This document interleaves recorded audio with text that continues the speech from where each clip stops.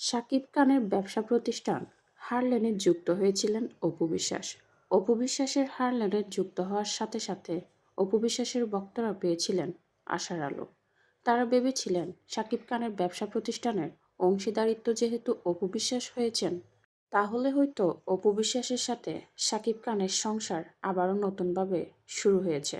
এই নিয়ে উচ্ছ্বাসিত ছিল অপু বিশ্বাস এবং সাকিবিয়ানরা। তারা ভেবেছিল তাদের পুরনো প্রেম, রাগ, অভিমান সবকিছু ভুলে আবারও নতুনভাবে শুরু করেছেন অপু বিশ্বাস এবং শাকিব খান। সে সময় গুঞ্জন শোনা গিয়েছিল অপু বিশ্বাস নাকি শাকিব খানের বাসায় নিয়মিত আসা যাওয়া কিংবা সেখানেই থাকছেন অপু বিশ্বাস। কিন্তু কিছুদিন যেতে না যেতেই শোনা যায় নতুন গুঞ্জন। অপু বিশ্বাসকে দিয়ে হারলেনের সমস্ত কাজ করিয়ে নিয়েছিলেন শাকিব খান। বিনিময়ে তৃতীয় বিয়ের ঘোষণা দিয়েছিলেন শাকিব খান, যার কারণে অপু বিশ্বাস রীতিমতো সমস্ত রাগ দেখিয়েছিলেন বুবলিকে। কিন্তু বুবলি বেচারি এসবের মধ্যে কখনোই ছিলেন না।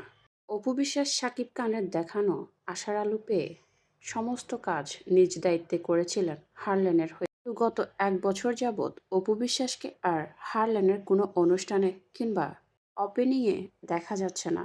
তার বিপরীতে দেখা যাচ্ছে ইমন এবং বিদ্যা সিনহা মিমকে।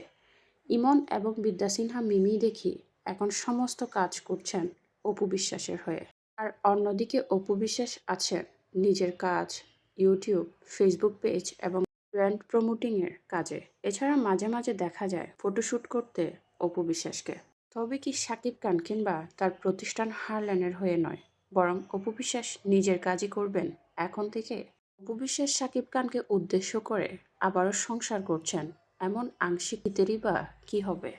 অপু বিশ্বাস কি তবে আবারও শাকিব খানের সাথে সংসার করছেন না, আবারও আলাদা থাকছেন নিজের মতো করে? আর এমন যদি হয় তাহলে বলবো সঠিক সিদ্ধান্ত নিয়েছেন অপু বিশ্বাস।